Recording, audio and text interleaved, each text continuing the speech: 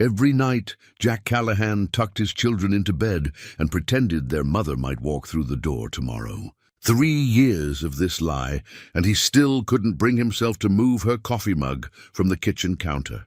Jack was a mechanic who could fix anything with an engine, but he couldn't fix the silence that filled his house after Sarah died. He built homes for other families during the day, then came back to his own broken one each evening. When Claire Benton arrived to care for his aging father, she wasn't supposed to notice how Jack's kids ate cereal for dinner again. She wasn't supposed to stay and help with bedtime stories. And she definitely wasn't supposed to need a place to live when the storm destroyed her apartment. Jack made her an offer that sounded practical but felt desperate. He would build her a home if she would help his children remember what it felt like to have a mother's touch. Two broken people trying to create something whole.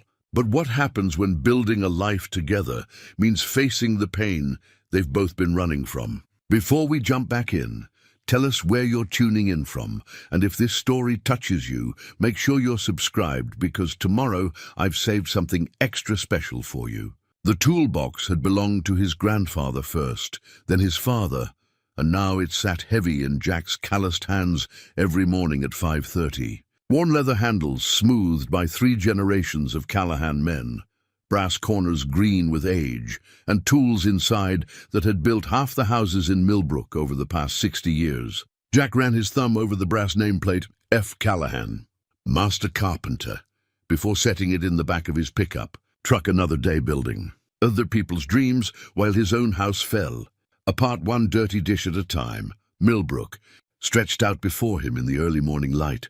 A town of 4,000 souls where everyone knew your business before you did. White steeples rose above maple trees, and front porches held rocking chairs that had witnessed 3 generations of gossip. It was the kind of place where people waved from their cars and brought casseroles when tragedy struck, though the casseroles had stopped coming about 2 years ago. Even small-town sympathy had its limits.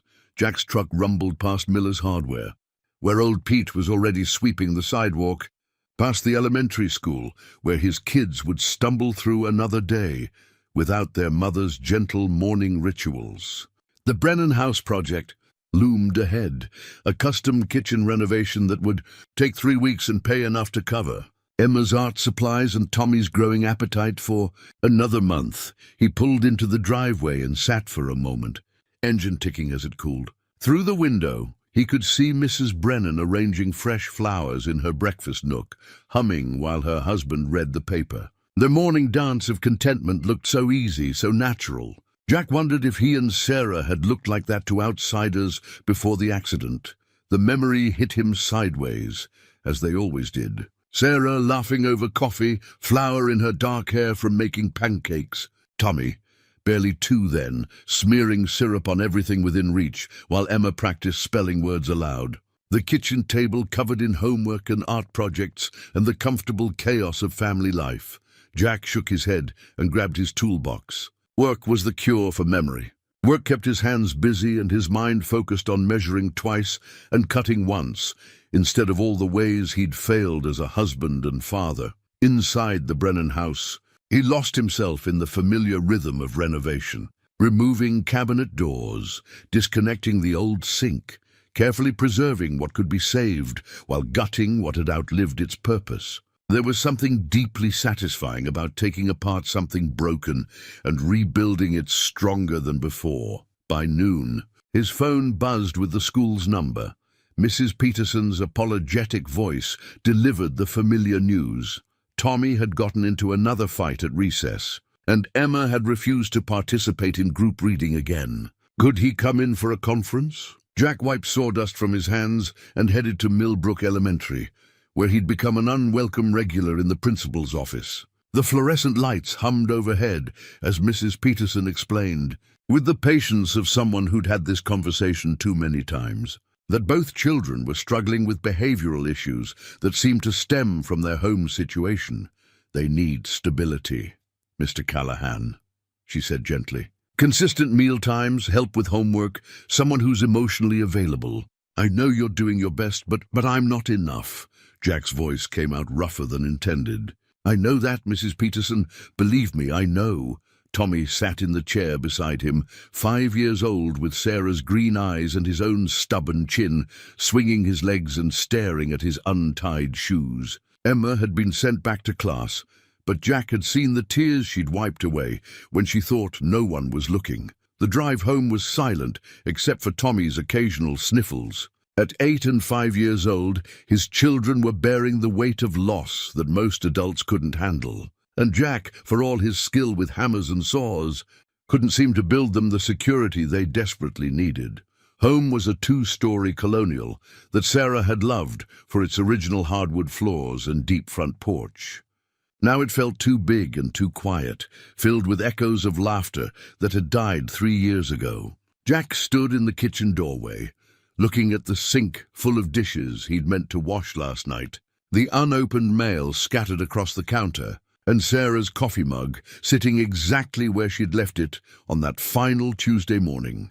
The mug was white ceramic with a chip on the handle, painted with faded purple flowers that Emma had chosen at a craft fair when she was 4. Sarah had used it every single morning for 6 years, filling it with coffee that was too strong and adding cream until it turned the color of sand.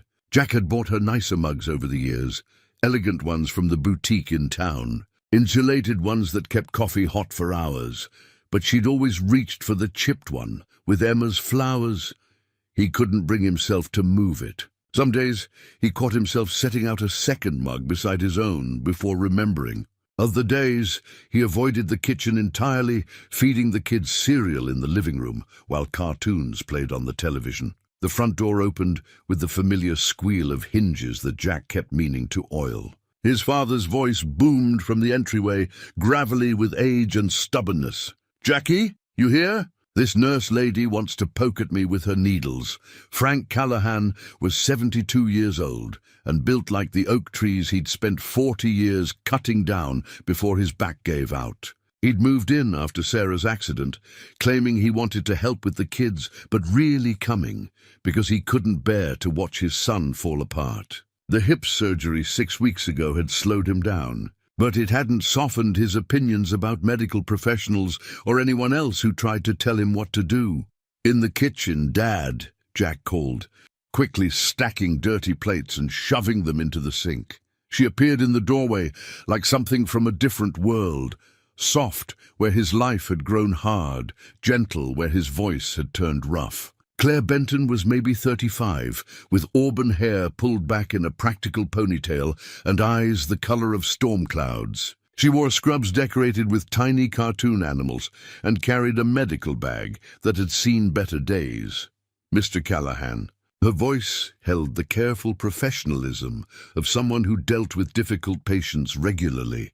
"I'm Claire from Mercy Home Health Services. I'm here to check on your father's recovery." Frank appeared behind her, scowling. "Told her I'm fine, but she won't listen. These medical people never listen." Claire smiled with the patience of a saint. "Your surgeon wants to make sure the hip is healing properly.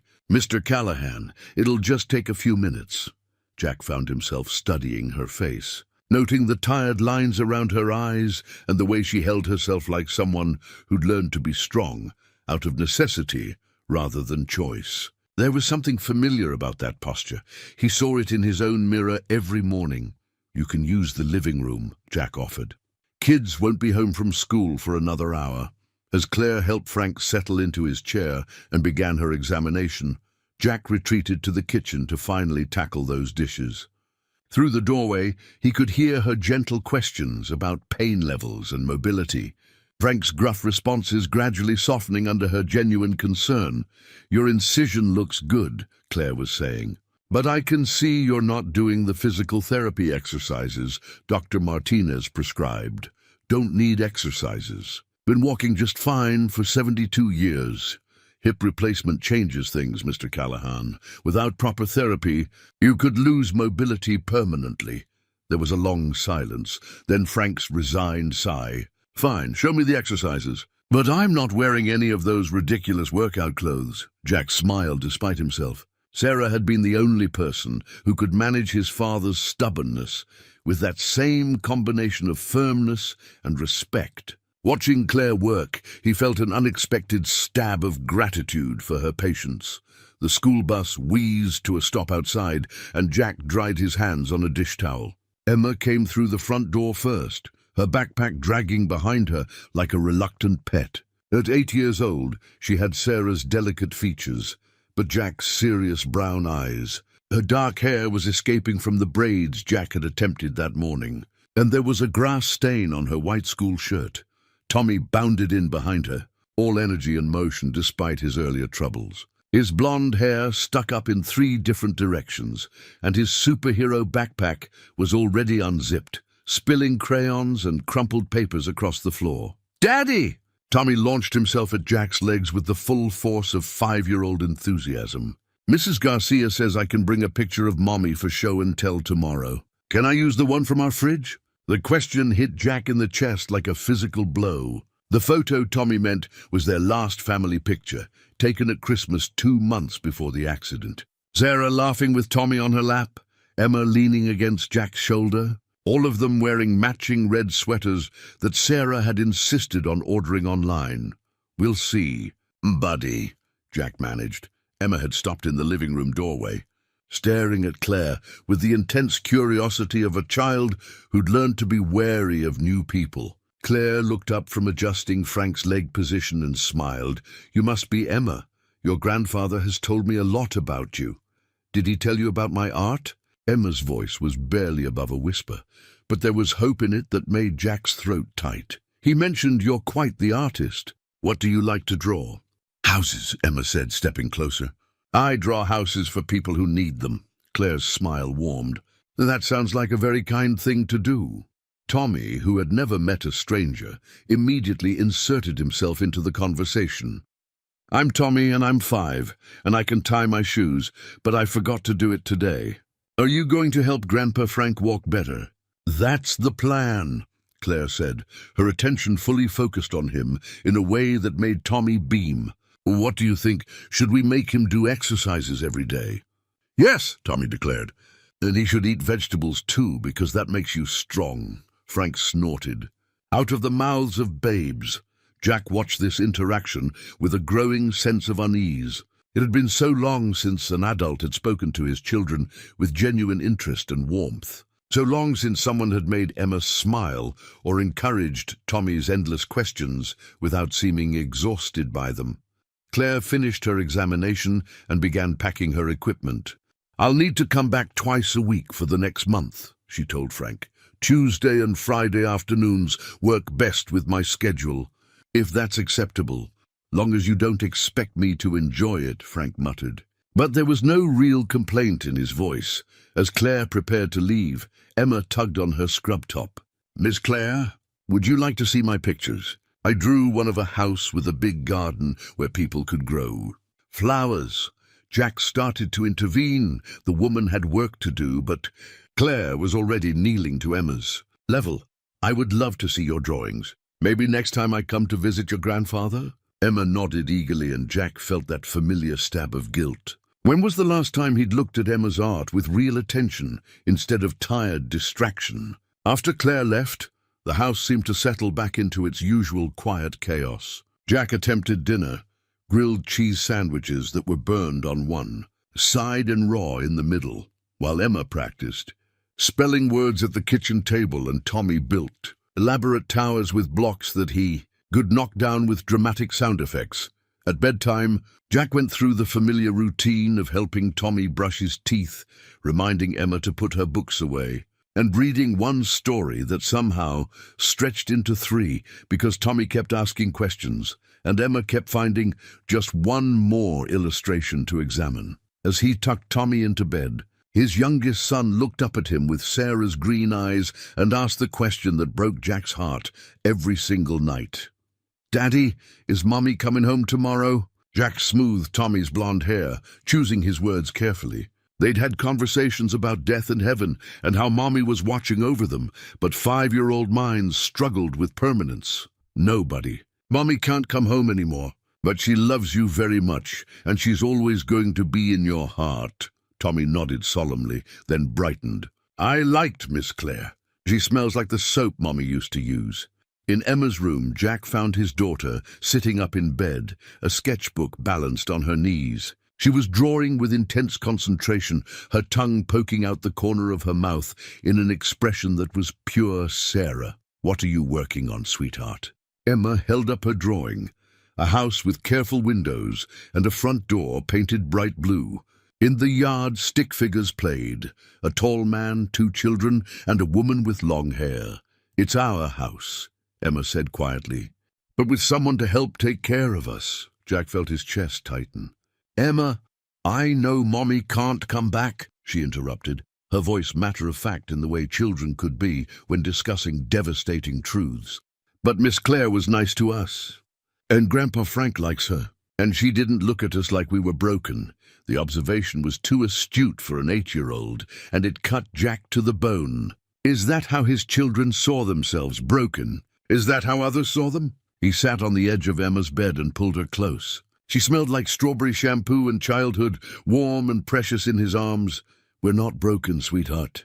We're just sad sometimes." "Sad for a very long time," Emma corrected softly. Later, after both children were asleep, Jack sat on his front porch with a beer and listened to the sounds of evening in Millbrook. Dogs barking in the distance, the hum of air conditioners, the faint music from the high school football field where they were practicing for Friday's game.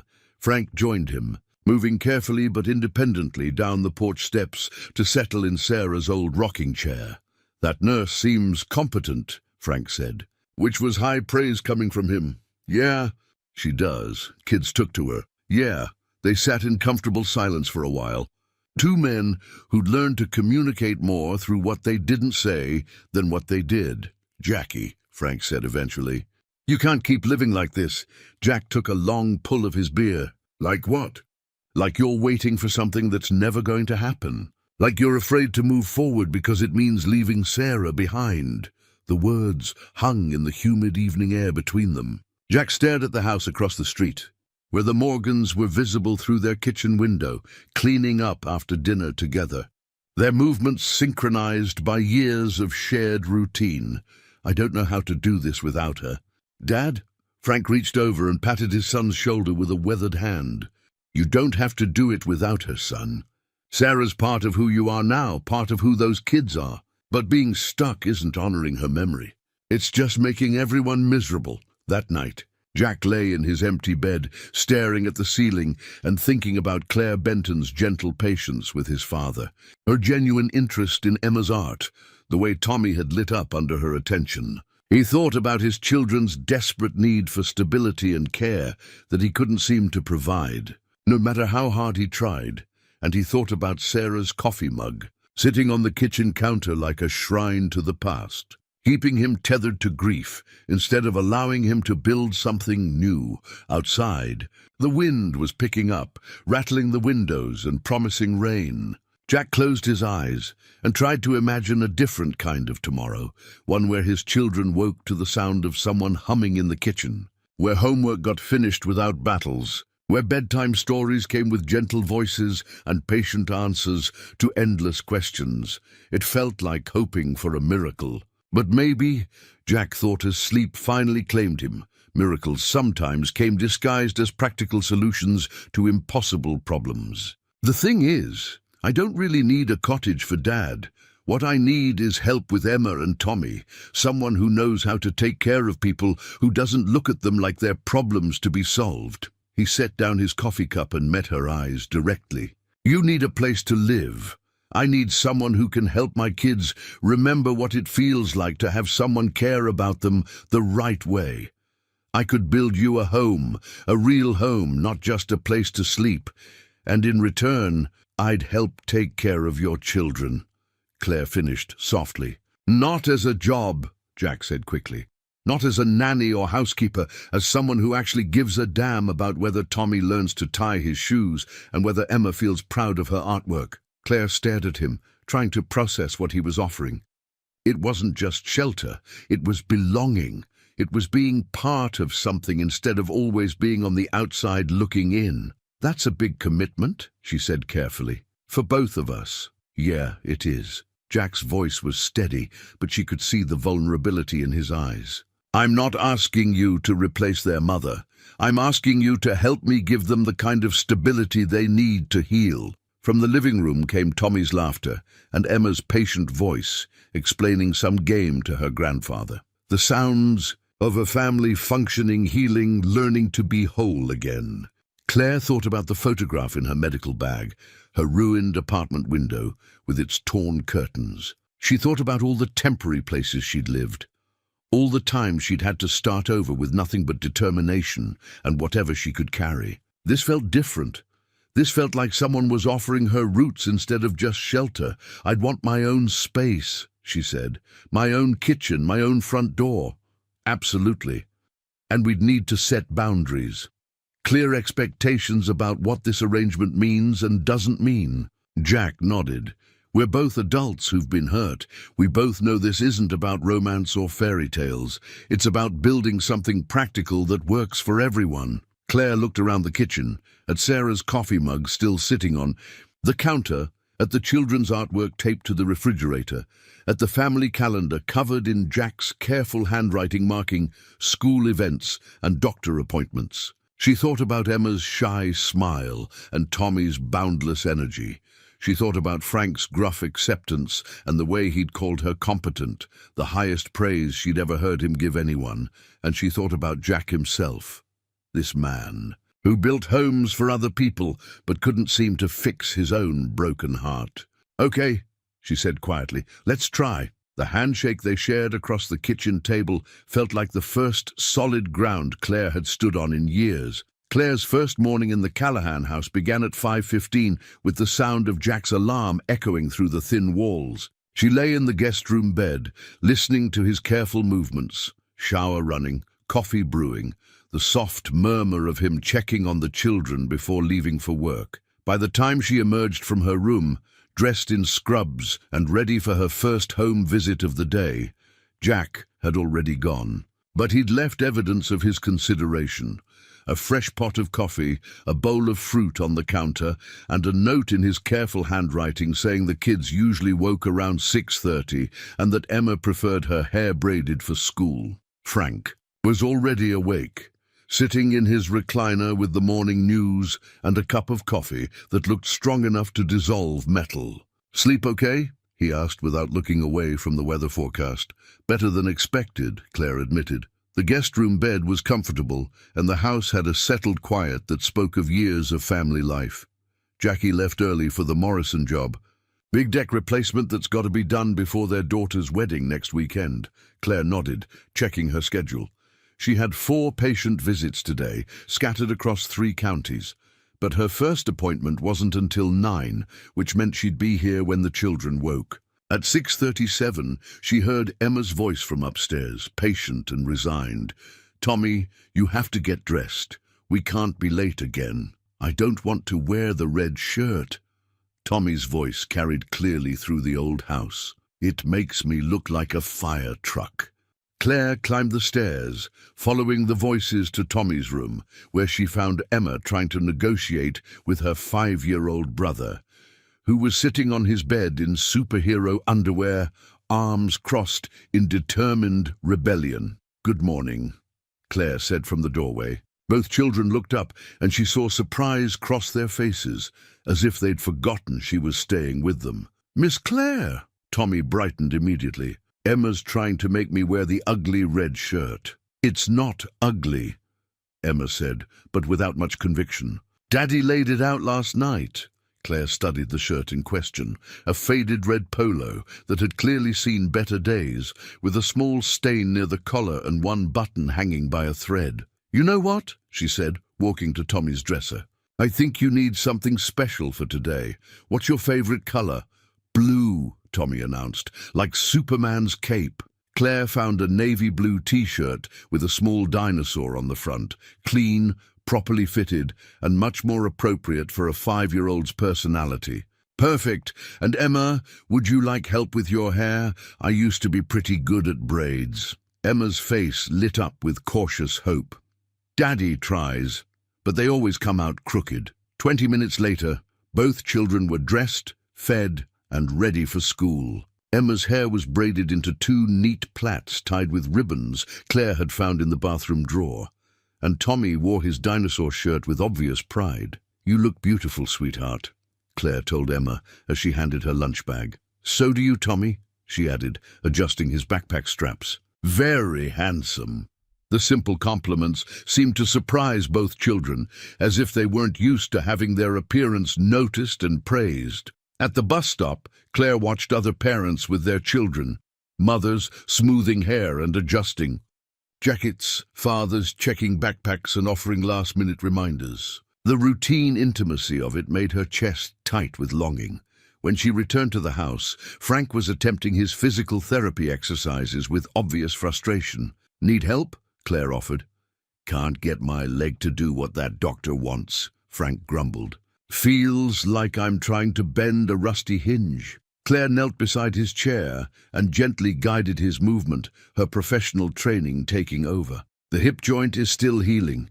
We need to work with it, not against it." As they worked through the exercises, Frank began talking about his son, not directly, but in the sideways manner of men who'd learned to communicate through subtext. "Jackie's been carrying too much weight since Sarah passed," he said, watching Claire adjust his leg position. "Man wasn't meant to do everything alone." "The children seem to be adjusting well," Claire said carefully. 2 weeks into their arrangement, Claire had fallen into a rhythm that felt surprisingly natural. Morning coffee with Frank, while the children got ready for school. Patient visits throughout the day, returning in time to help with homework and dinner preparation. The guest room had begun to feel less temporary, filled with her few rescued belongings and new purchases that made the space more personal. But it was Saturday morning, when she truly understood how much the family dynamics had shifted. She woke to the sound of Emma's voice drifting up from the kitchen, carefully reading what sounded like a recipe aloud. Curious, Claire dressed and went downstairs to find both children standing on chairs at the counter, surrounded by flour, eggs, and what appeared to be the aftermath of a baking explosion. "What are you two up to?" Claire asked, trying not to smile at the mess.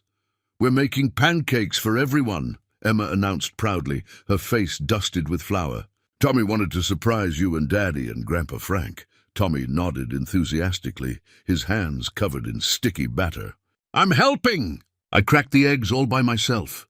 Claire looked at the kitchen, flour on every surface, eggshells in the bowl, and what might have been milk puddles spreading across the floor. A month ago, she would have immediately started cleaning, but something about their earnest pride made her grab an apron instead. "Pancakes sound wonderful. Want some help making them extra special?"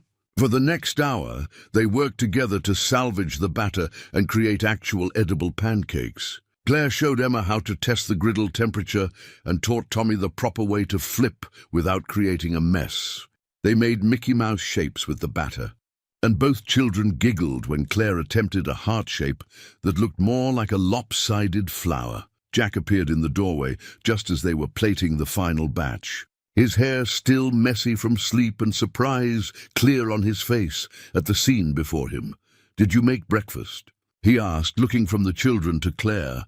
"We all made breakfast," Emma corrected, beaming with pride. "Miss Claire taught us how to make them fluffy." Tommy held up a pancake that was roughly the shape of Texas. "This one's for you, Daddy."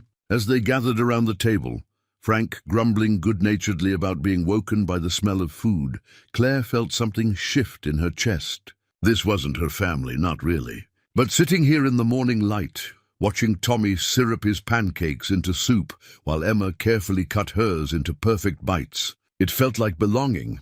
Later that afternoon, while Jack worked on cottage plans at the kitchen table and Frank napped in his chair, Claire found herself organizing the children's clothes. Emma's dresser drawers were a jumbled mess of outgrown items and clothes that had never fit properly. Tommy's room wasn't much better. Drawers that stuck, clothes that were too small or worn beyond repair. She made a mental list of what they needed, then drove to the discount store in the next town over. It wasn't about expensive clothes, just things that fit properly, weren't stained, and made the children feel good about themselves. When Jack found her that evening, folding small shirts and jeans in the living room, he stopped short. "You didn't have to do that," he said quietly. "I know. I wanted to. How much do I owe you?" Claire looked up at him, seeing the pride warring with gratitude in his expression. "Nothing. It was a gift, Claire. Jack, When was the last time either of your children had clothes that actually fit them properly? He was quiet for a long moment, watching her fold a small pink sweater that would replace the one Emma had been wearing that was 2 sizes too small. I don't know, he admitted. Sarah always handled their clothes. After she died, I just grabbed whatever looked close to the right size. I'm not criticizing you. I'm just helping. That night, after the children had gone through their new clothes with excitement that broke Claire's heart, Jack found her on the porch again. This time, he brought 2 beers. I need to ask you something, he said, settling into the chair beside her. Claire waited, sensing this was important. Are you sure about this arrangement? Because Emma's getting attached to you. Really attached. And Tommy's started asking me if you're going to be his new mom. The words hung between them in the warm evening air. Claire had noticed it too. The way Emma sought her approval, the way Tommy automatically reached for her hand when they crossed the street. What did you tell him? The truth. That you're someone who cares about our family and you're going to live nearby and help take care of him and Emma. And what did he say? Jack smiled ruefully. He said that sounded like what moms do. Claire felt her chest tighten. Jack, I would never intentionally. I know. But I need to know you're committed to this. Because if you change your mind in 6 months or a year, it's going to destroy them. The honesty in his voice made Claire look at him more carefully. In the porch light, she could see the exhaustion he carried, the weight of single parenthood that had aged him beyond his 34 years. I'm committed, she said quietly, to them and to this arrangement, even though it's not what you planned for your life. Claire thought about that. Nothing about my life has gone according to plan. My marriage, my career, losing the apartment, none of it was what I expected. But this feels right in a way nothing has for a long time. Jack nodded slowly. Good, because I found something today. He reached into his shirt pocket and pulled out a small wooden box, polished smooth by years of handling. Claire recognized it immediately as the recipe box she'd seen in the kitchen cabinet, the one she'd been carefully avoiding. Sarah's recipes, he said simply. Emma mentioned you've been cooking dinner every night, but you've been making different things. I thought maybe you'd want to try some of Sarah's favorites. Claire stared at the box, understanding the magnitude of what he was offering. This wasn't just recipes. It was access to Sarah's kitchen wisdom, her family traditions, the meals that had made this house a home. Are you sure? Emma asked me last week why your spaghetti sauce tastes different from Mommy's. She wasn't complaining. She said she likes yours too. But she missed the way Sarah made it. Jack's voice was quiet but steady. I realized I want them to remember Sarah's cooking, but I also want them to have good food now. Maybe you could use some of both. Claire accepted the box with careful hands. The wood was warm and smooth, and she could see where years of use had worn the corners soft. There's a meatloaf recipe in there that Tommy used to beg for, Jack said. And Sarah's chocolate chip cookies. Emma hasn't had those since before the accident. That night, alone in the guest room, Claire opened the recipe box and found herself transported into another woman's life. The cards were written in neat handwriting, some splattered with sauce or dusted with flour from years of use. Notes in the margins. Tommy loves extra cheese, and Emma's favorite make double batch, and Jack's birthday cake surprise him. It was intimate in a way that made Claire feel like an intruder, but also deeply moving. Sarah had been a woman who cooked with love, who paid attention to her family's preferences and created traditions around food. At the bottom of the box, Claire found a card that made her breath catch. Written in the same careful handwriting, for whoever comes after me, love them well. They deserve happiness, and so do you, Sarah. Claire stared at the card for a long time, wondering when Sarah had written it and what had prompted such foresight. Had she sensed something was going to happen to her? Or was it simply the wisdom of a woman who understood that life was unpredictable and love shouldn't die with the people who carried it? The next Sunday, Claire decided to try Sarah's meatloaf recipe. She found all the ingredients except one, a particular brand of breadcrumbs that the recipe specified. After checking 3 stores, she finally located them at a small market on the edge of town. The preparation was more complex than Claire's usual cooking, with specific instructions about mixing techniques and baking temperatures. But as the smell filled the kitchen, she could see recognition on the children's faces. "That smells like Mommy's cooking," Tommy said softly. Standing on his chair to peer into the oven, Emma appeared at Claire's elbow, breathing deeply. "It smells exactly like hers." When Jack came in from working on cottage plans, he stopped in the kitchen doorway with an expression Claire couldn't read. "Sarah's meatloaf," he said. "I hope that's okay." "I found the recipe in the box and I thought, it's perfect," Jack interrupted, his voice rough. "I haven't smelled that in this kitchen for 3 years. Dinner that night felt different, weighted with memory, but also warm with new tradition. Tommy ate 2 helpings and announced it was just like Mommy used to make, but also different good. Emma was quieter, but Claire caught her smiling as she ate. Frank, who'd been unusually quiet during the meal, finally spoke up as Claire served the chocolate chip cookies she'd made from another of Sarah's recipes. "Sarah would like this," he said, looking directly at Claire. "She would like seeing her family being taken care of by someone who pays attention to the details that matter." Later, as Claire cleaned up the dinner dishes, she found Jack drying plates beside her, something he'd never done before during her stay. "Thank you," he said quietly, "for dinner, for understanding, for not trying to replace her, but not being afraid of her memory either." Claire rinsed another plate, choosing her words carefully. "She was part of making them who they are. I wouldn't want to erase that. Most people try to avoid talking about dead spouses. They think it makes things awkward. Death is only awkward for the living," Claire said. "For Emma and Tommy, Sarah isn't awkward. She's just absent." Jack stopped drying, looking at her with something that might have been the beginning of deeper understanding. "You're going to be good for us," he said finally. Claire smiled, feeling the truth of it settle into her bones. "I think you're going to be good for me too." Outside, evening was settling over Millbrook, and through the kitchen window, Claire could see fireflies beginning to blink in the yard. In a few weeks, her cottage would be started, and this temporary arrangement would take on a more permanent shape.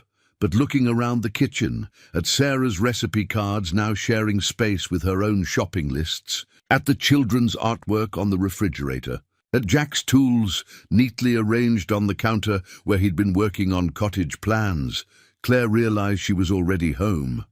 The morning Jack broke ground on Claire's cottage, he invited her to witness the laying of the foundation stone.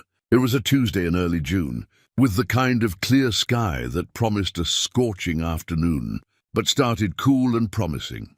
Claire arrived at the building site, carrying coffee in a thermos and Frank in her passenger seat, his first excursion beyond the house since his surgery. The location Jack had chosen was perfect, close enough to the main house to feel connected, far enough away to provide privacy, with a view of the small pond that reflected morning light like scattered diamonds. "It's beautiful," Claire said, stepping out of her car and surveying the cleared area where her future home would stand. Jack was already working, his shirt damp with sweat despite the early hour. He'd marked the foundation corners with stakes and string, creating a rectangle that looked impossibly small on the ground, but would become her entire world. 800 square feet doesn't look like much from up here," Jack said, wiping his hands on his jeans. "But it'll feel bigger once the walls go up." Frank hobbled to a nearby stump and settled himself as if preparing for a show. "Your grandfather built our first house on a foundation half this size," he told Jack. "Raised 3 kids in it too." Emma and Tommy had insisted on coming to watch, despite the early hour. They ran around the perimeter of the marked foundation, Emma stopping to examine wildflowers, while Tommy collected interesting rocks. "Miss Claire," Emma called, "will your house have a garden?" "I hope so," Claire replied. "Would you help me plan what to plant?" Emma's face lit up with the kind of pure joy that came from being needed for something important. Jack knelt beside a wheelbarrow and lifted out a large, flat stone, smooth and grey with veins of quartz running through it like silver threads. He'd carved something into its surface, though Claire couldn't make out what from her angle. "This is the cornerstone," he explained, positioning it carefully at the northeast corner of the foundation. It's tradition to lay it first and engrave it with something meaningful. Claire moved closer and saw what he'd carved. CB and JC, June 15th, built on hope. The inscription took her breath away. It was simple, practical, but it acknowledged that this wasn't just construction. It was two people building something together, based on faith in an uncertain future. It's perfect, she said softly. Jack used a level to ensure the stone was positioned exactly right, then began mixing mortar to set it permanently. Emma and Tommy watched with fascination as he worked, asking questions about why stones needed to be level and what mortar was made of. "Can I help?" Emma asked. Jack showed her how to smooth the mortar around the stone's edges, guiding her small hands with his work-roughened ones. Tommy demanded his turn, resulting in more mortar on his shirt than around the stone. But Jack was patient with both children, watching them work together. Claire felt something shift in her understanding of this family. Jack wasn't just a grieving widower struggling to raise his children alone. He was a man who built things to last, who took time to teach his children, who thought about tradition and meaning even in practical tasks. "There," Jack said, stepping back to examine their work. "That stone will be there long after we're all gone. Will my house last that long?" Emma asked seriously. "If it's built right," Jack replied, "and if the people who live in it take care of it." Over the following weeks, Claire watched her cottage take shape with growing excitement and occasional terror. Foundation walls rose from the ground, followed by floor joists and subflooring. Jack worked on it every evening after his regular jobs, sometimes by the light of work lamps when daylight faded. Emma appointed herself the official cottage inspector, arriving at the site each afternoon with her sketchbook to document the progress. She drew detailed pictures of each stage of construction, creating an inadvertent record of how something beautiful grew from careful planning and daily effort. Tommy was less interested in the building process, but fascinated by Jack's tools. Under careful supervision, he learned to use a small hammer and was assigned the important job of collecting stray nails. His enthusiasm was infectious, though his attention span meant he often wandered off to chase butterflies or collect more interesting rocks. "You're good with them," Claire told Jack one evening as they watched Emma measure window openings with her own small tape measure while Tommy helped by holding the other end. But as Claire walked through the rooms, all she could think about was how quiet they felt. No sounds of children laughing or arguing upstairs. No Frank grumbling about the news from his recliner. No Jack moving around in the kitchen, making coffee before dawn. Tommy had made her a crayon drawing as a housewarming gift, their family of 4 stick figures standing in front of both houses, connected by a rainbow that arched between the buildings. The drawing was tucked into her medical bag, but she'd memorized every detail. Daddy, tall and smiling, Grandpa Frank with his walking stick, Emma with carefully drawn braids, Tommy with spiky yellow hair, and herself labeled Mama Claire in Tommy's careful kindergarten letters. The Mama Claire designation had appeared gradually over the summer, despite her and Jack's attempts to maintain proper boundaries. It started when Tommy scraped his knee and ran to her instead of Jack for comfort. Then when Emma had a nightmare and called for her through the thin walls. By July, both children used it naturally, and Claire had stopped correcting them because it felt like fighting against the tide. She was arranging her few belongings in the cottage bedroom when she heard Emma's voice outside. "Miss Claire, are you in your new house?" Claire opened the front door to find both children standing on her small porch. Emma holding a plate covered with a dish towel, and Tommy bouncing with barely contained excitement. "We brought you cookies," Emma announced. "I made them from Mommy's recipe." The chocolate chip cookies were slightly lopsided and definitely over-baked around the edges, but they were made with 8-year-old love and attention. Claire invited the children in for the grand tour, watching their faces as they examined every detail of the cottage. "It's like a fairy tale house," Emma said, running her fingers along the smooth wooden windowsill. "Small and perfect." Tommy climbed onto one of the kitchen chairs and declared himself the official tester of the cottage's spinning capabilities. "Everything works good," he announced after a thorough investigation. "Will you eat dinner with us tonight?" Emma asked as they prepared to leave. "Daddy's making spaghetti, but it's not very good when he makes it." Claire looked through her window toward the main house, where she could see Jack moving around the kitchen. The practical thing would be to decline, to start establishing the boundaries that living separately should create.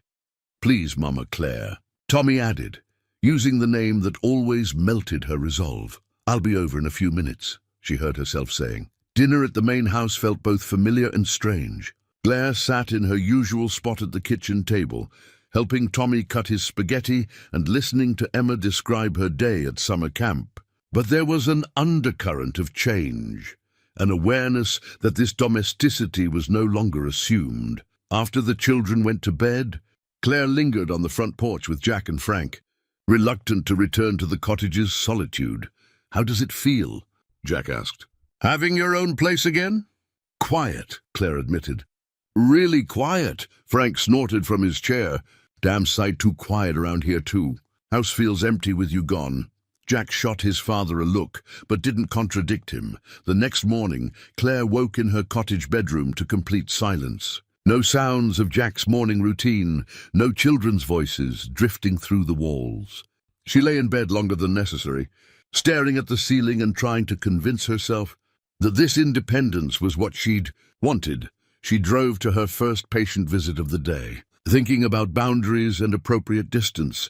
Mrs. Henderson, her Tuesday morning regular, was recovering from knee replacement surgery and always eager for conversation. "You look tired." "Dear," Mrs. Henderson observed as Claire checked her incision site, "just adjusting to a new living situation." "Oh, did you move?" Claire found herself explaining the whole arrangement, the storm, the cottage, the family she'd become part of and then stepped away from. Mrs. Henderson listened with the keen attention of someone who'd lived long enough to recognize love when she heard it, even when the person describing it couldn't see it clearly. "Sounds to me like you've got yourself in a muddle," Mrs. Henderson said when Claire finished. "Question is, what are you going to do about it?" "I don't know what you mean. Child, I've been married 47 years.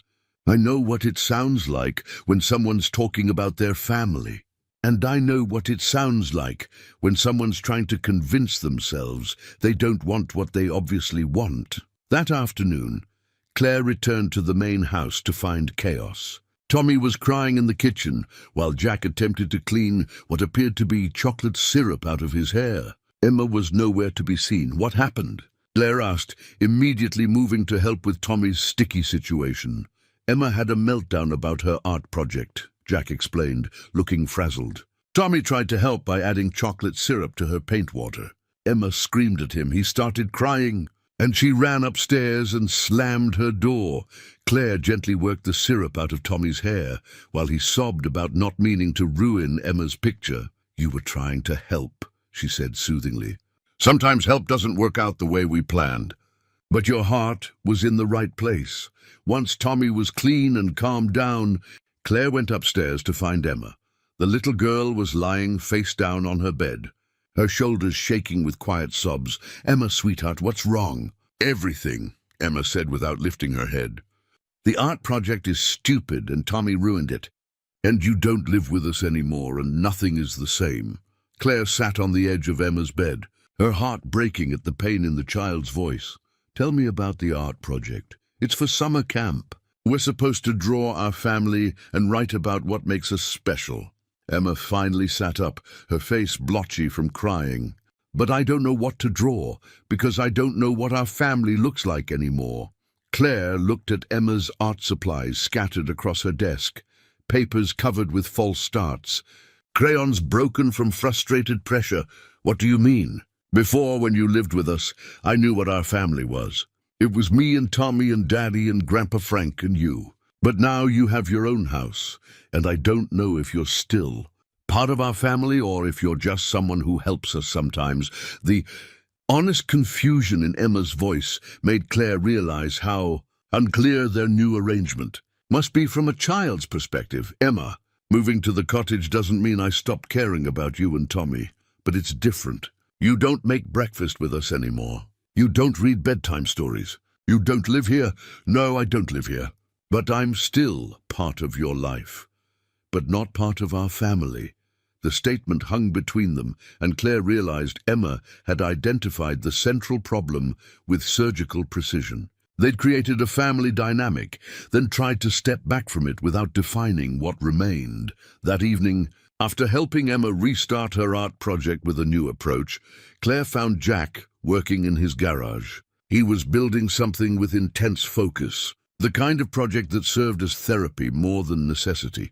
Emma's art project got me thinking, Claire said, leaning against the workbench. Jack looked up from the piece he was sanding. About what? About how confusing this must be for them. One day I'm part of their daily life. The next I'm the lady in the cottage nearby, who sometimes comes for dinner. I know. I've been thinking about it too. Have you regretted building the cottage? Jack set down his sandpaper and looked at her directly. Every damn day since you moved into it. The honesty in his voice made Claire's heart skip. Jack, I know what we agreed to.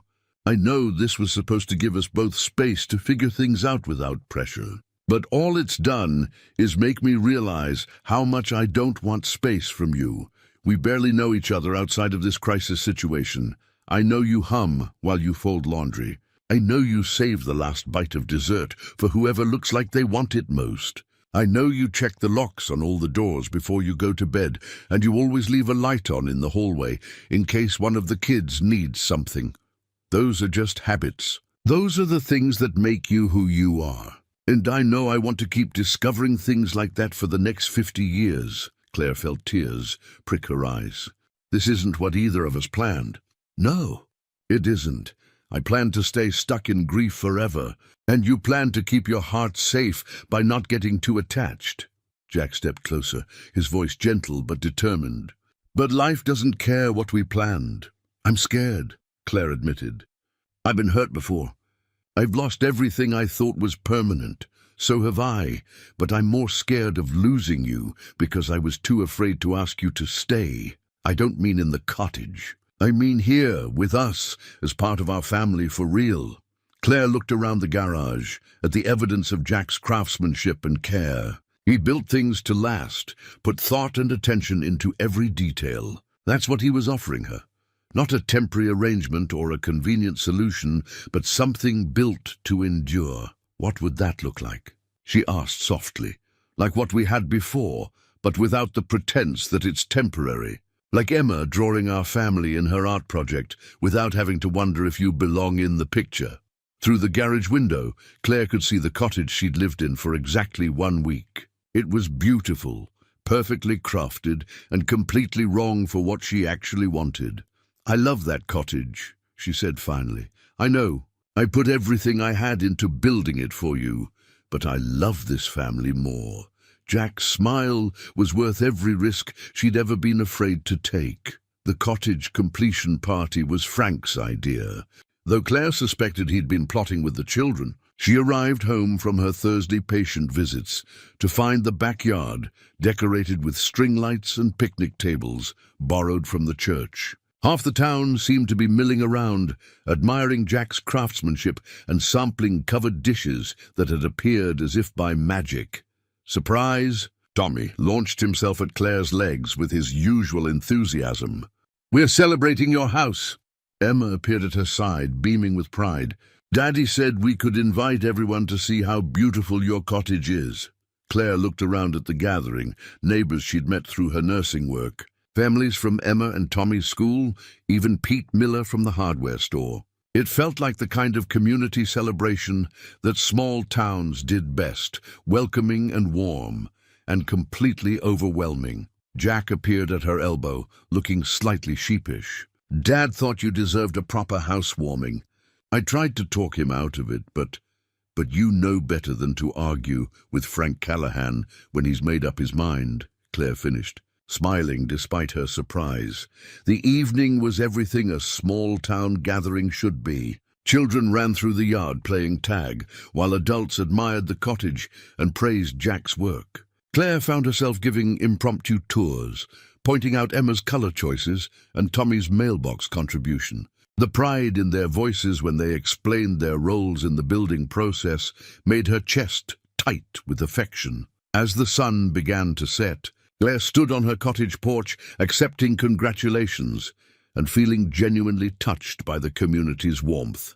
She was chatting with Mrs. Peterson from the school when she noticed a car she didn't recognize pulling into the driveway. A woman emerged from the sedan, tall, elegant, with perfectly styled blonde hair and clothes that spoke of city sophistication. She moved through the crowd with purposeful steps, her eyes scanning the faces until they landed on Claire. Something cold settled in Claire's stomach as the woman approached. There was something familiar about her bearing, something that reminded Claire uncomfortably of Sarah's photograph on Jack's mantel.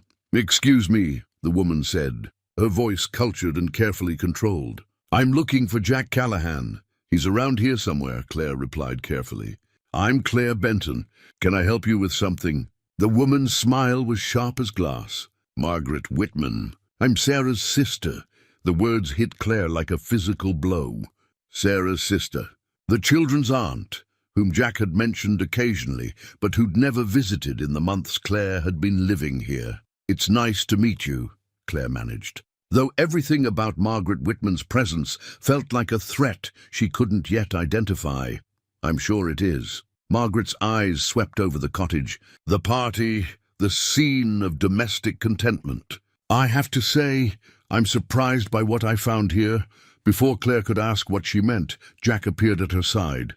His face went carefully blank when he saw Margaret, the kind of expression people wore when preparing for unpleasant conversations. "Margaret, I didn't know you were coming, obviously." Margaret's gaze flicked between Jack and Claire with obvious disapproval. "I thought it was time I checked on my niece and nephew. Make sure they're being properly cared for." The words carried an implication that made Claire's skin crawl, but Jack's response was measured and calm. "Emma and Tommy are doing well. They're around here somewhere if you'd like to see them." "Oh, I intend to see them. In fact, I intend to see quite a lot of them." Margaret reached into her expensive handbag and pulled out an envelope, which she handed to Jack with ceremony that suggested she'd been looking forward to this moment. "What's this?" Jack asked, though his expression suggested he already suspected. "Custody papers. I'm petitioning the court for full guardianship of Emma and Tommy." The party continued around them, but Claire felt the world narrow to this single moment of devastating clarity. Margaret had been planning this, watching from a distance, waiting for the right moment to strike. On what grounds? Jack's voice was deadly quiet. "On the grounds that you're living in an immoral situation that's harmful to the children's development." Margaret's smile was triumphant. A single father cohabitating with an unmarried woman, exposing minor children to an inappropriate relationship. "The court takes these matters very seriously." Claire felt sick. It's not, please. I've been watching. I know she's been living in your house, playing house with your children, pretending to be their mother." Margaret's voice rose just enough to carry to nearby conversations, causing heads to turn in their direction. Frank appeared beside them, his face thunderous. "What the hell is this about?" "Hello, Frank. I'm ensuring my sister's children are raised in a proper environment, not exposed to whatever this situation represents." Emma and Tommy had noticed the commotion and were approaching with curiosity, turning to concern as they picked up on the adult tension. "Aunt Margaret," Emma said uncertainly. She remembered her mother's sister, but barely. Margaret had visited rarely, and always briefly. Margaret's expression softened when she looked at the children, becoming the concerned relative rather than the attacking adversary. "Hello, darling. My, how you've grown." She knelt to Emma's level, her voice gentle and loving. "I've missed you so much. Both of you." Tommy hung back, uncertain. But Emma stepped forward for the hug Margaret offered. "I've come to take you home with me," Margaret continued, her voice carrying to the adults, watching with growing alarm. "To give you a proper home where you'll be safe and cared for appropriately." "But this is our home," Tommy said, confusion clear in his voice. "I know it seems that way, sweetheart. But Uncle David and I can give you things your father can't. A stable home, proper supervision, educational opportunities." Claire watched the scene with growing horror, seeing how Margaret's words were designed to sound loving while systematically undermining everything they'd built together. "I don't want to leave," Emma said quietly. "I want to stay with Daddy and Mama Claire." Margaret's eyes flashed with triumph at Emma's words. "And that's exactly the problem, darling. This woman isn't your mother, and it's not healthy for you to pretend she is." Jack stepped forward, his control finally cracking. "Margaret, you can't just show up here and—" "I can, and I am. The hearing is scheduled for 2 weeks from today. Until then, I'll be staying in town to document the situation and spend time with the children." She stood, smoothing her skirt with satisfaction. "I've already spoken to several concerned community members who are willing to testify about—" Claire didn't leave that night despite her resolve. She couldn't bring herself to disappear without saying goodbye to Emma and Tommy, and when morning came, she found both children sitting on her cottage porch waiting for her. "Are you going away?" Emma asked without preamble, her eyes red from crying. "Miss Claire, please don't leave us," Tommy added, his small voice breaking her heart. Claire knelt on the porch steps, pulling both children close. "I don't want to leave you. But sometimes grown-ups have to make hard choices to protect the people they love. But if you leave, Aunt Margaret will still try to take us away," Emma said with 8-year-old logic.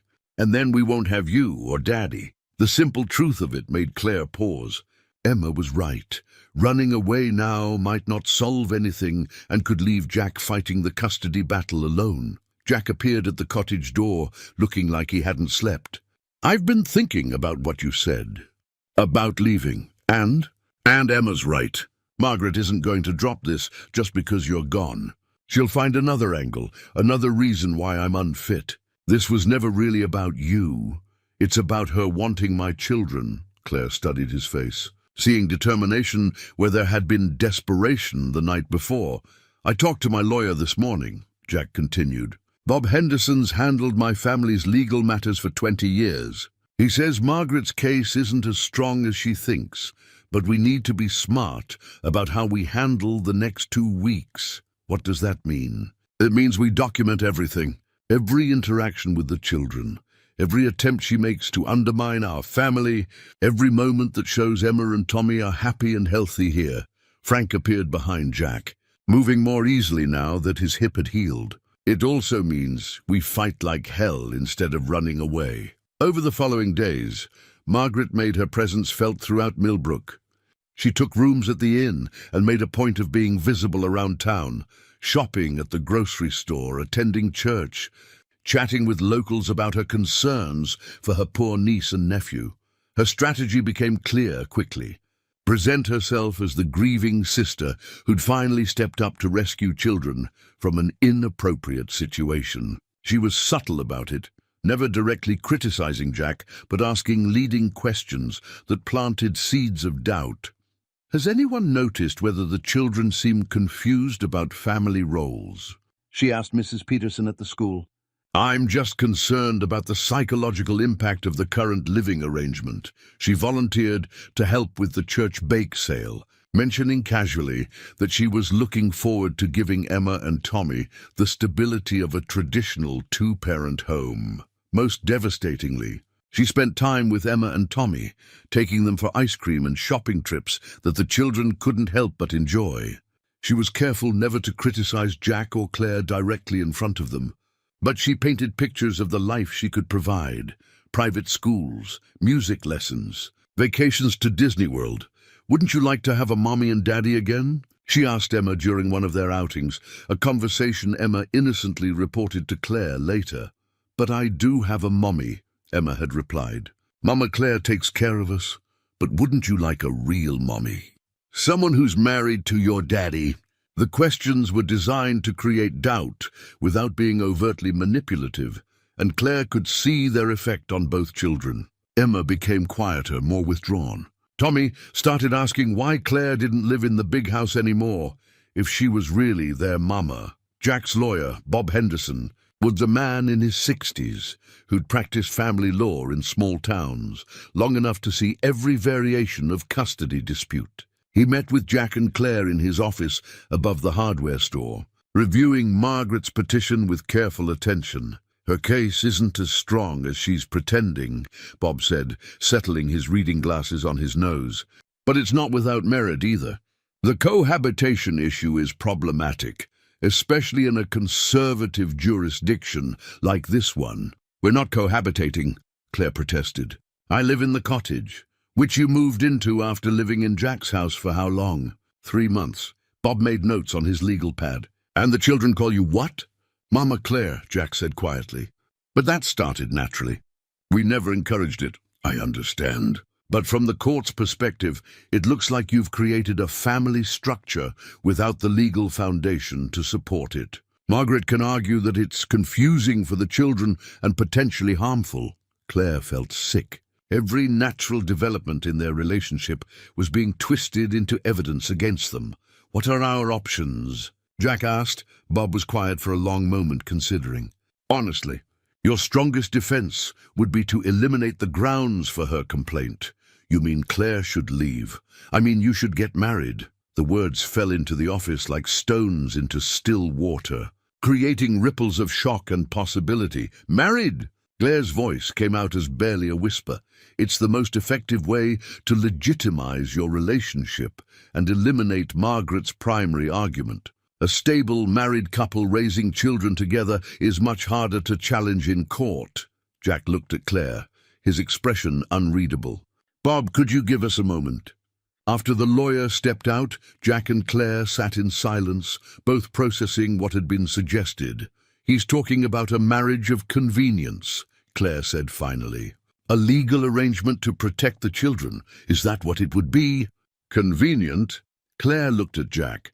This man who'd offered her shelter in a storm and ended up offering her a family, who'd built her a home with his own hands and carved their initials in the foundation stone, who'd made her feel like she belonged somewhere for the first time in years. I don't know, she said honestly. Everything about us has been backwards. We became a family before we ever went on a date. We're talking about marriage to save your children's custody, not because we're in love, aren't we? Jack's voice was quiet but direct. In love, I mean? The question hung between them, loaded with implications that went far beyond legal strategy. I think I am, Claire admitted. But is that enough? Is love that grew out of necessity and circumstance real enough to build a marriage on? My marriage to Sarah started with love and still fell apart when things got difficult. Maybe a marriage that starts with commitment and grows into love has a better chance. That evening, they called a family meeting, something they'd never done before, but that felt necessary given the circumstances. Frank, Jack, Claire, Emma, and Tommy gathered in the living room, the children sensing the seriousness of the moment, even if they didn't understand the details. We need to talk about what's happening with Aunt Margaret, Jack began carefully. She wants to take Emma and Tommy to live with her and Uncle David. We don't want to go, Emma said immediately. We want to stay here with you and Mama Claire and Grandpa Frank. I know, sweetheart. But sometimes what we want isn't enough. We have to prove to a judge that this is the best place for you to live. Tommy looked confused. Why does a judge get to decide where we live? Frank leaned forward in his chair. Because sometimes adults disagree about what's best for children, and judges help figure out the right answer. What do we have to prove? Emma asked, with the seriousness of a child who'd learned that adult problems could dramatically affect her life. Jack and Claire exchanged glances, both understanding that what they said next would change everything. We have to prove that we're a real family, Claire said carefully. That I'm not just someone who helps take care of you, but someone who's committed to being part of your family forever. But you are part of our family, Tommy said with 5-year-old certainty. I know that, and you know that, but the judge doesn't know that. So we need to make it official. Emma's eyes widened with understanding. Are you and Daddy getting married? The question was asked with such hope that Claire felt her heart clench. We're thinking about it, Jack said. But it would be different from most weddings. We'd be getting married to protect our family, to make sure we all get to stay together. Would you live in the big house with us instead of the cottage? Tommy asked. Yes, Claire said, feeling the words settle into her bones with surprising certainty. Would you really be our mama then? Not just Mama Claire, but our real mama. Claire looked at these children who'd wormed their way into her heart so completely that she couldn't imagine a life without them. If you want me to be, Emma launched herself from her chair into Claire's arms with such force that they nearly toppled over. Tommy was right behind her, and suddenly Claire found herself buried under two children who were hugging her like their lives depended on it. Over their heads, she met Jack's eyes and saw her own emotions reflected there: love, terror, determination, and hope, all mixed together in equal measure. "So we're really going to do this?" she asked. "We're really going to do this," Jack confirmed. Frank cleared his throat from his chair. "About damn time." That night, after the children were in bed, Jack walked Claire to the cottage, perhaps for the last time as her separate residence. "Are you sure about this?" he asked as they stood on her small porch. "No," Claire said honestly. "I'm not sure about anything except that I love you and those children enough to fight for this family. Even if it means marrying me in a courthouse with a judge who's deciding our fate watching." Even then, Jack reached into his pocket and pulled out a small velvet box. "I bought this after Bob suggested marriage. Not because I thought you'd say yes, but because I realized that even if this started as strategy, I want it to be real." Inside the box was a simple gold band with a small diamond, not flashy or expensive, but honest and enduring. "Claire Benton, will you marry me to save my children and because I love you and can't imagine my life without you?" Jack Callahan, yes. To all of it, yes. As he slipped the ring onto her finger, Claire realized that sometimes the most important decisions felt less like choices and more like recognition. Acknowledging what had already become. True in your heart, the courthouse in the county seat was an imposing brick, building that had witnessed decades of family disputes, and Claire felt its weight as they climbed the steps on the morning of the custody hearing. She wore her best dress, navy blue and conservative, and the engagement ring Jack had given her 3 days earlier. They'd decided to wait until after the hearing to get married, not wanting it to appear as a desperate last-minute maneuver. But Claire kept touching the ring for reassurance, a tangible reminder of the commitment they'd made to fight for their family. Emma walked between Jack and Claire, her hand firmly clasped in Claire's. She wore a pale yellow dress that brought out her eyes and carried a small folder containing something she'd insisted on. "Preparing for the judge, I wrote a letter," she told Claire the night before, "about our family, about why I want to stay." Tommy held Jack's hand, looking serious in his best button-down shirt and the bow tie Frank had insisted on buying him. At 5 years old, he didn't fully understand what was happening, but he knew it was important and scary. Frank walked beside them, his cane tapping steadily on the courthouse steps. His presence was both moral support and strategic. Grandparents' rights added weight to Jack's case, and Frank's 40 years in the community carried influence that Margaret, as an outsider, couldn't match. Inside the courthouse, they found Margaret already seated with her lawyer, a sharp-suited woman from the city who looked like she'd eaten nails for breakfast. Margaret wore an expensive suit and pearl earrings, every inch the successful professional woman who could provide stability and resources. Bob Henderson greeted them with quiet confidence, but Claire could see the tension around his eyes. "Remember," he told Jack and Claire, "answer only what you're asked, stay calm, and let the children speak for themselves if the judge addresses them directly." Judge Patricia Morrison was a woman in her 50s who'd presided over family court for over a decade. Her reputation was for fairness, but also for taking children's welfare seriously above all other considerations. She entered the courtroom with the kind of authority that made everyone sit straighter. "This is a petition for custody modification," Judge Morrison began, reviewing the documents in front of her. "Mrs. Whitman is seeking full guardianship of minors Emma Rose Callahan and Thomas James Callahan, currently in the custody of their father, Jack Michael Callahan."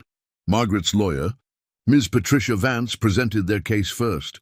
She painted a picture of concern and propriety, a sister stepping in to provide stability that a single father couldn't offer. "Your Honor, Mrs. Whitman became concerned about the living situation when she learned that Mr. Callahan has been cohabitating with an unmarried woman, exposing the children to an inappropriate relationship that has confused their understanding of family structure. Ms. Vance presented photographs, images of Claire living in the main house, of family dinners, of Claire helping with homework. Innocent moments twisted to look improper. The children have begun calling this woman Mama Claire and indicating dangerous confusion about maternal roles. Mrs. Whitman can provide a stable, traditional two-parent home with appropriate moral guidance. Claire felt sick listening to their family life being dissected and criticized.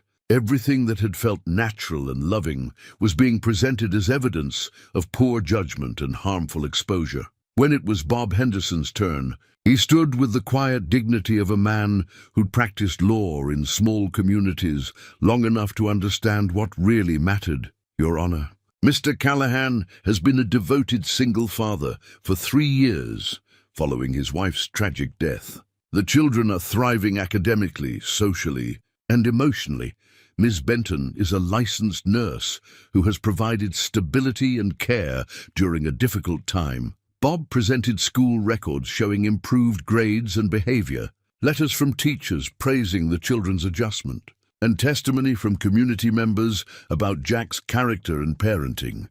The relationship between Mr. Callahan and Ms. Benton has provided healing and stability for grieving children, not confusion or harm. Judge Morrison listened to both presentations with careful attention, making notes and asking pointed questions. When Margaret took the witness stand, she spoke eloquently about her love for her sister's children and her desire to honor Sarah's memory by providing proper guidance. Sarah would want her children raised in a stable environment, Margaret testified. She was very traditional in her values. This current situation, unmarried adults living together, children confused about family roles, it's not what she would have wanted. The implication that Claire was somehow betraying Sarah's memory hit like a physical blow. Claire saw Emma flinch in her seat, and Tommy looked confused by the adult conversation he didn't understand. When Jack took the stand, he spoke simply and directly about his love for his children and his commitment to their welfare. Emma and Tommy have been through tremendous trauma losing their mother, Jack testified. Ms. Benton helped them heal in ways I couldn't manage alone. She didn't replace Sarah, no one could, but she gave them stability and care when they needed it most. Under cross-examination, Ms. Vance tried to paint Jack as irresponsible and Claire as an opportunist, taking advantage of a vulnerable family. Isn't it true, Mr. Callahan, that you offered Ms. Benton housing in exchange for childcare services? I offered her housing because she lost her home in a storm. She provided care because she genuinely loves my children, and now you're conveniently engaged to be married, just in time for this hearing. Jack's jaw tightened. We're engaged because we love each other and want to build a life together. The timing has nothing to do with convenience. When Claire took the stand, her voice was steady despite her racing heart. I never intended to become part of this family, she testified. I was a home care nurse doing my job. But Emma and Tommy needed more than professional care. They needed someone to love them and help them heal. Ms. Vance attacked her motivations and qualifications. You have no children of your own, no formal training in child psychology. What makes you think you're qualified to replace their mother? I'm not replacing their mother, Claire replied firmly. Sarah will always be their mother. I'm just someone who loves them and wants to help them grow up feeling secure and valued. And if this custody arrangement fails, won't you just leave again as you've left every other situation in your life? The accusation was designed to wound, and it succeeded. Claire felt tears prick her eyes, but she kept her voice steady. I've learned that home isn't a place you live. It's people you love who love you back. Emma and Tommy are my home now. I would never leave them voluntarily. Frank's testimony was brief but powerful. I've watched my son raise those children for 3 years, and I've never seen them happier or more secure than they've been with Claire in our lives. She's not trying to replace Sarah. She's trying to help us all heal. The most difficult moment came when Judge Morrison addressed Emma directly. "Emma, I want you to tell me how you feel about your current living situation." Emma stood up slowly, clutching her folder. Her voice was quiet but clear.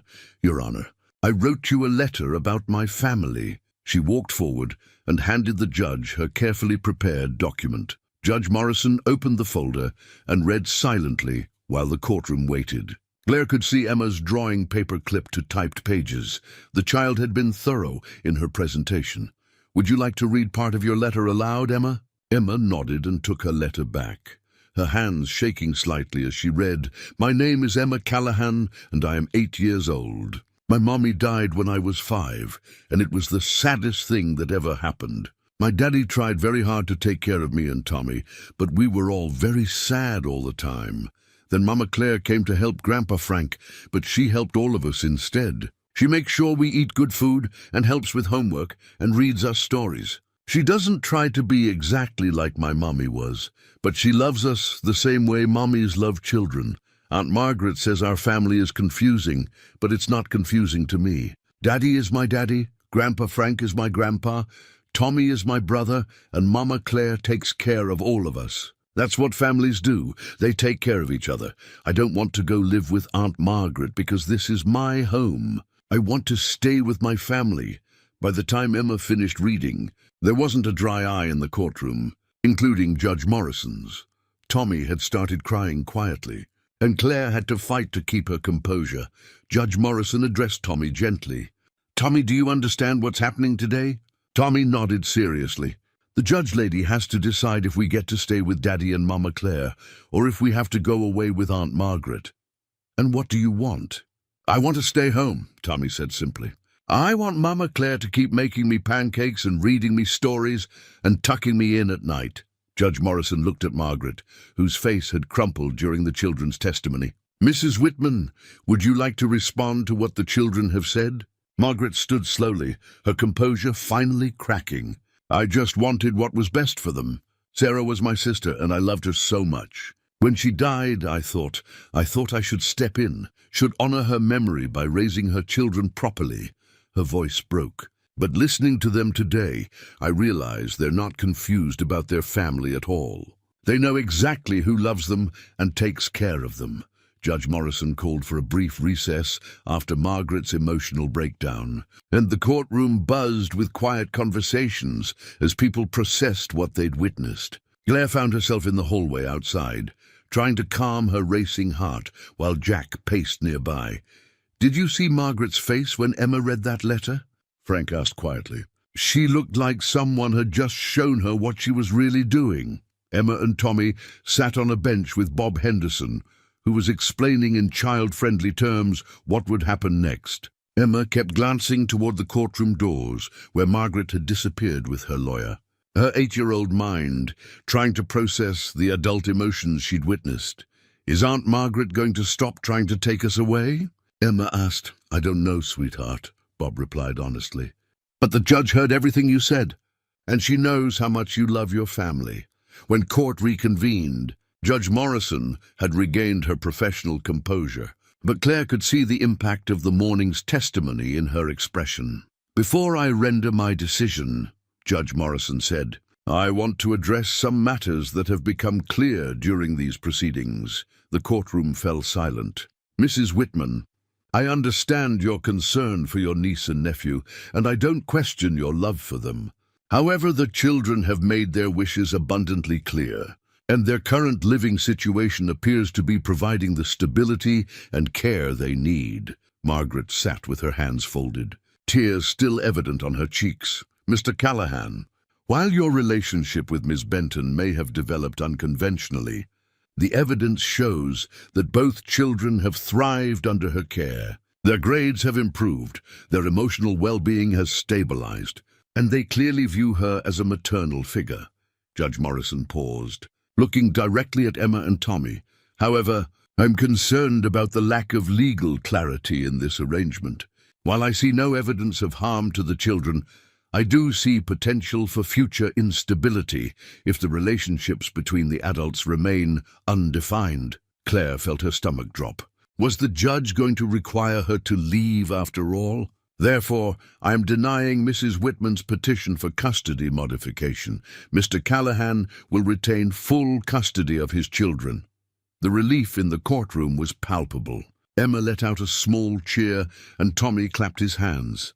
However, Judge Morrison continued, raising her hand for silence, I'm also ordering family counseling for all parties to ensure that the children's needs continue to be met as this family structure evolves. Claire felt Jack's hand find hers, squeezing tightly. Furthermore, given the testimony about Mr. Callahan and Ms. Benton's engagement, I strongly encourage you to formalize your relationship promptly. The children need legal security, and marriage would provide that. It wasn't exactly a court order to get married, but it was close enough. Mrs. Whitman, you have visitation rights as the children's aunt, should you choose to exercise them in a way that supports the family structure rather than undermining it. After the judge dismissed the court, the hallway outside became a scene of mixed emotions. Emma and Tommy ran to Claire, hugging her legs with fierce intensity. "We get to stay," Tommy shouted. "We get to stay with you and Daddy." Emma was crying happy tears. "I was so scared, Mama Claire. I was scared we'd have to leave." Claire knelt down and pulled both children close. "You're not going anywhere. We're a family, and families stick together." Margaret approached them hesitantly, her earlier aggression replaced by genuine remorse. "Jack, I owe you an apology. All of you." She looked at Claire directly. "I was so focused on what I thought Sarah would have wanted that I forgot to pay attention to what the children actually needed." Jack's expression was guarded, but not hostile. "Margaret, you can be part of their lives, but as their aunt, not as someone trying to replace their father. I know that now." Margaret knelt down to Emma and Tommy's level. "I'm sorry I scared you. I love you both very much, but I was wrong to try to take you away from your family." Emma, with the wisdom that children sometimes possess, stepped forward and hugged her aunt. "It's okay. We can still visit sometimes, right? You can come see our house and meet our friends." Margaret's composure cracked again. "I would like that very much." That evening, after all the legal drama and emotional upheaval, Claire found herself back in the cottage for what she realized might be the last time. Tomorrow, she would move back into the main house permanently. Not as a temporary arrangement, but as Jack's fiancée and the children's soon-to-be stepmother. She was packing her few belongings when Jack appeared in the doorway. "Need help?" "Just about finished." Claire folded the last of her clothes into a box. "It's strange, isn't it? I lived here for such a short time, but it felt like home.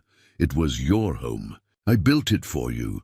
Claire looked around the cottage, the careful craftsmanship, the thoughtful details, the foundation stone with their initials carved into it. "What will we do with it now?" Jack smiled. "I was thinking it could be your studio, a place where you can work on your nursing charts without interruption, or just have some quiet time when you need it. And when Emma gets older and wants her own space, then it becomes Emma's teenage retreat. Or maybe a place for Tommy to bring his friends when he's older." Jack stepped into the cottage and pulled Claire into his arms. "The point is, it's ours. Part of our property, part of our future."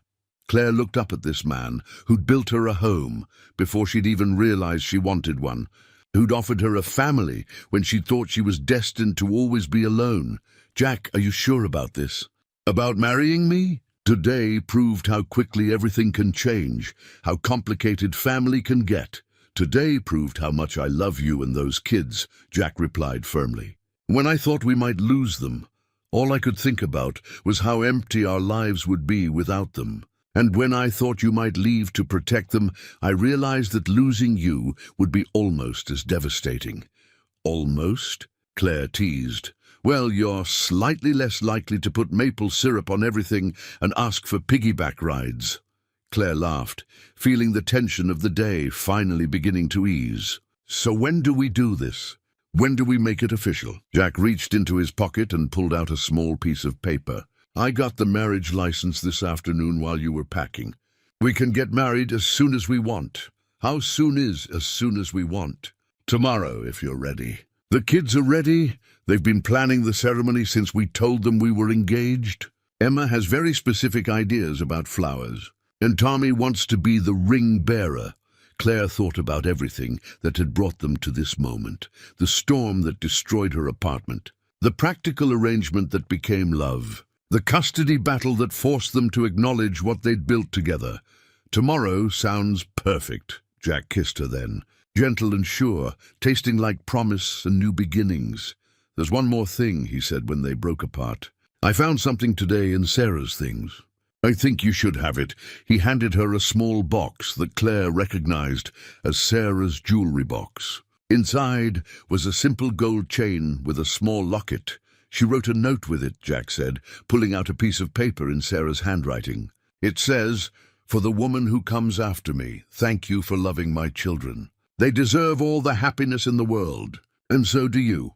Claire stared at the locket, overwhelmed by the generosity of a woman she'd never met, but whose memory had shaped so much of their journey. She knew, Claire whispered. Somehow she knew. Sarah always believed in love finding a way, Jack said. Even when life gets complicated and nothing goes according to plan.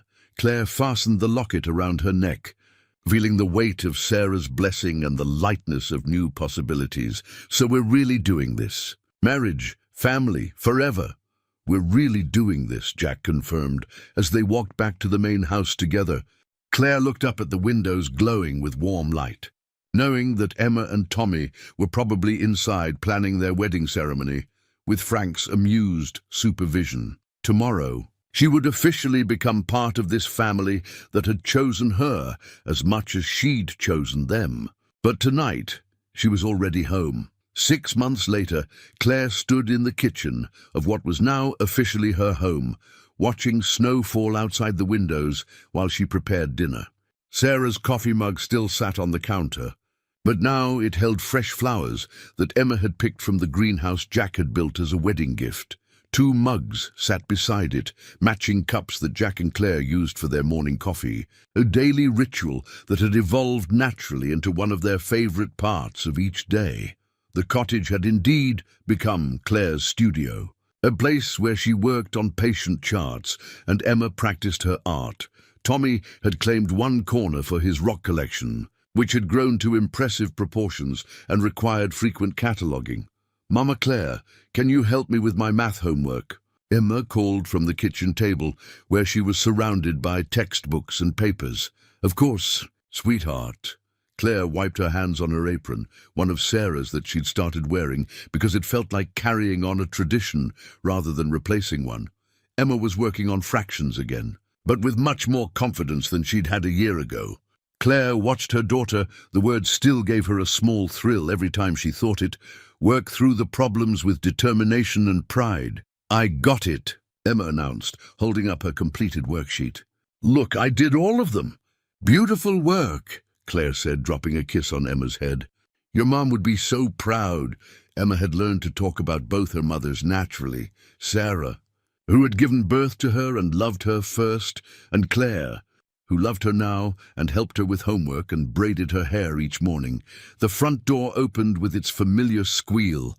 Jack had never gotten around to fixing those hinges, claiming he liked the warning system, and Tommy burst in with his usual energy. "Mama Claire." "Daddy's teaching me how to use the level," Tommy announced, covered in sawdust and beaming with pride. "I helped measure the new shelves for Emma's art supplies." Jack appeared behind him, looking tired but content. His contracting business had grown over the past year, partly due to word of mouth from satisfied customers, and partly because people in Millbrook had decided they liked supporting a family man who'd found love after loss. "How was your day?" Jack asked, wrapping his arms around Claire from behind while she stirred dinner on the stove. "Good. Mrs. Patterson's incision is healing beautifully, and Mr. Johnson is finally doing his physical therapy without complaining." Claire leaned back against Jack's chest, still amazed by how natural this domesticity had become. "How about you?" Finished the Murphy deck, started planning the Henderson bathroom renovation, and had a very important conversation with a 5-year-old about the proper way to hold a measuring tape. Tommy had already moved on to building an elaborate structure with blocks, while Emma worked on a new drawing at the kitchen table. The sounds of normal family life, chatter, questions, the occasional minor dispute about whose turn it was to feed the dog they'd adopted 3 months ago, filled the house with warmth. Frank appeared from the living room, moving more slowly these days, but with obvious contentment. His health had improved dramatically over the past year, partly due to Claire's professional care, but mostly because he had purpose again, helping raise grandchildren and being part of a family that functioned. "Smells good in here," he announced, settling into his chair at the kitchen table. "Emma, show me that drawing you've been working on." Emma held up her latest creation, a detailed picture of their house with all the additions and improvements Jack had made over the year. The cottage was visible in the background, connected to the main house by the garden path they'd built together in the spring. "It's our family house," Emma explained. "See, there's the workshop where Daddy teaches me carpentry. And there's Mama Claire's cottage where she works. And there's the garden, where we grow vegetables for dinner." The drawing showed stick figures of their family, but they were more sophisticated now. Emma's artistic skills had flourished under encouragement and art lessons that Claire had researched and Jack had budgeted for. "And see this?" Emma pointed to a small addition to the main house. "That's the new room Daddy's going to build." Claire felt Jack's arms tighten around her, and she smiled at Emma's announcement. They'd told the children just last week, but Emma had obviously been thinking about the implications. "What's the new room for?" Frank asked, though his knowing smile suggested he'd already figured it out. "For the baby," Tommy announced matter-of-factly. "Mama Claire has a baby in her tummy, and babies need their own rooms." Claire was 4 months pregnant, a surprise that had initially terrified her and Jack, but had quickly become a source of joy and anticipation. Emma and Tommy had taken the news with the adaptability of children who'd learned that families could grow and change in unexpected ways. "I'm going to teach the baby about rocks," Tommy continued, returning to his block construction. "And Emma's going to teach drawing. And we're both going to help with diaper changing," Emma added, with the authority of an 8-year-old who'd been researching baby care at the library. After dinner, as they went through their established evening routine, homework completion, bath time, story reading, Claire found herself marveling at how naturally they'd all adapted to being a blended family. Tommy still occasionally asked when his real mommy was coming home, but the questions came less frequently and with less pain. Emma had integrated both her mothers into her understanding of family, talking about Sarah's recipes and Claire's nursing work with equal pride. At bedtime, Claire sat on Emma's bed while Emma showed her the latest entry in the journal she'd been keeping. "I wrote about the custody hearing," Emma said, pointing to a page filled with her careful handwriting. "I wanted to remember how scared I was, but also how brave we all were." Claire read over Emma's account of that day, amazed by her daughter's insight and resilience. "And look at this," Emma said, flipping to a more recent page. "I wrote about when you and Daddy told us about the baby." The entry was titled "Our Family Keeps Growing," and included Emma's thoughts about being a big sister again and her plans for helping with the new baby. "I think the baby will be lucky to have you as a big sister," Claire said, tucking Emma into bed. "Do you think Mommy Sarah would be happy about the baby?" Emma asked quietly. Claire considered the question carefully. "I think she'd be happy that you and Tommy have a family that loves you and takes care of you. And I think she'd be excited about another person to love." Emma nodded seriously. "I think so too. I think she'd like that her children get to be big brother and big sister." In Tommy's room, the bedtime routine involved checking that all his stuffed animals were properly arranged and reviewing the day's rock findings. Tommy had discovered 3 new specimens during his afternoon adventures and needed to discuss their potential classifications. "Mama Claire, will the baby like rocks too?" Tommy asked as Claire pulled his covers up. "Maybe, or maybe the baby will like different things. What matters is that we'll love the baby no matter what they like, even if they like dolls instead of rocks." "Even if they like dolls instead of rocks." Tommy considered this seriously. "Okay. I'll still teach them about rocks, but if they want to play with dolls, that's okay too." Later, after both children were asleep, Claire and Jack sat on their front porch with Frank, watching the snow continue to fall. The cottage was barely visible through the white veil, but its windows glowed with warm light from the space heater Jack had installed for Claire's comfort during her evening work sessions. "Hard to believe it's been a year," Frank said, rocking slowly in his chair. "Feels like Claire's always been part of this family.